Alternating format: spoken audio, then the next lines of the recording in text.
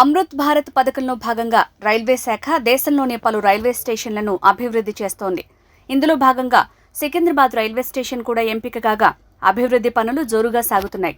అత్యాధునిక టెక్నాలజీ, ప్రపంచ స్థాయి సౌకర్యాలతో స్టేషన్ని అభివృద్ధి చేస్తున్నారు. రైల్వే శాఖ అమృత్ భారత్ పథకం కింద దేశవ్యాప్తంగా ఉన్న పలు రైల్వే స్టేషన్లను అభివృద్ధి చేస్తున్న సంగతి తెలిసిందే. ఈ పథకం కింద సికింద్రాబాద్ రైల్వే స్టేషన్ను కూడా అభివృద్ధి చేస్తున్నారు. ప్రధాని మోడీ శంకుస్థాపన పనులు ప్రారంభించిన నాటి నుంచి అభివృద్ధి పనులు శరవేగంగా జరుగుతున్నాయి.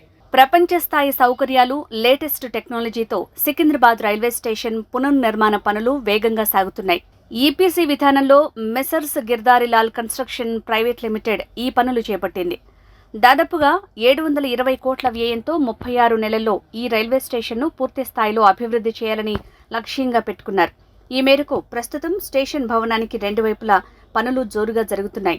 ఇప్పటికే టికెట్ బుకింగ్ కేంద్రాన్ని స్టేషన్కు ముందు భాగంలో నిర్మించారు. కొత్త ఆర్పీఎఫ్ భవనం పనులు కూడా పూర్తయ్యాయి. స్టేషన్ సౌత్ వైపు బిల్డింగ్లకు సంబంధించి పునాదుల నిర్మాణం 80% పూర్తయింది. బేస్మెంట్ 1 స్లాబ్ పనులు 80%, బేస్మెంట్ 2 స్లాబ్ పనులు 60% పూర్తయినట్టు సౌత్ సెంట్రల్ రైల్వే అధికారులు తెలిపారు. దక్షిణం వైపు ప్రయాణికులు రాకపోకలు సాగించేందుకు వీలుగా నిర్మిస్తున్న దారులతో పాటు బేస్మెంట్ 2లో దాదాపు 200 కార్లు పార్క్ చేసేందుకు వీలుగా నిర్మాణాలు చేపట్టారు.